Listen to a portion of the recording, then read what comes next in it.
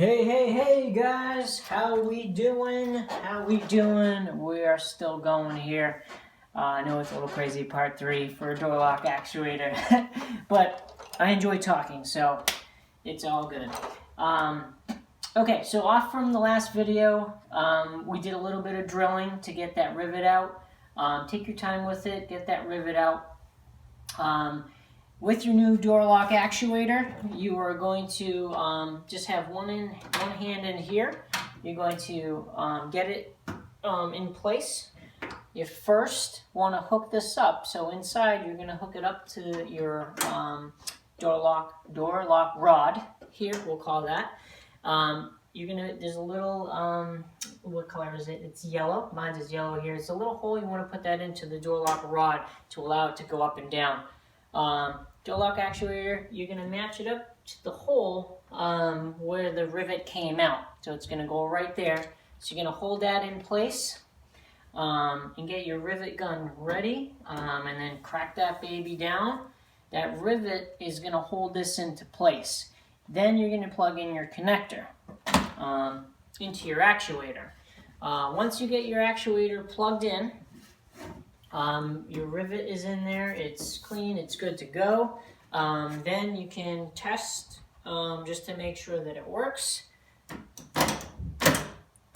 And as you can see, we are successful at doing that. So again, a very easy, quick fix, but an important thing that you might want if you have that option on your car.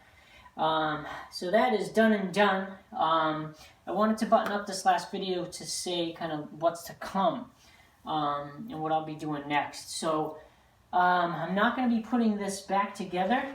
I'm just going to be just quickly brainstorming on how I want to start to begin to do the murder mat in the small pieces here. And just I'm going to check a couple of things while I'm in here. I'm going to clean as well. I know no one will ever see it, but to me, I'm in here. Let's get it done.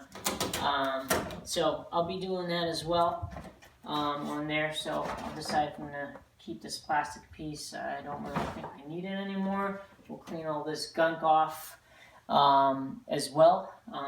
But I will do another video once I get into putting the murder mat down. I got a lot of cleaning to do, so preparing the surface on the door is going to be really important before I put that murder mat. I don't know if I keep calling it murder mat, but dynamat, murder mat. It's murder mat or sound dampening mat on the door. So that's going to be really, really helpful. So our door lock actuator is fixed. I still have the other side to do. I wanted to try to get those done first because those to me are the easiest to do. So the driver's one is done. I'm going to unplug my door lock switch. And I put the door panel aside so I can clean up my area and just leave it like that for now because we're going to get into the interior as well. We're going to take the whole interior out. We're going to murder mat or sound mat the floor all the way to the back seats, the passenger's door as well. So I got a couple boxes of that mat for the car. So we're not going to be putting the door panel back together. So for those of you that were following the videos, just reverse process. So you can check out video 1, video 2. You're just going to go backwards. So you're just going to put your plastic cover back on. If you don't have one, I recommend putting something there for moisture, and it does help for sound and things like that. This sound, not too much.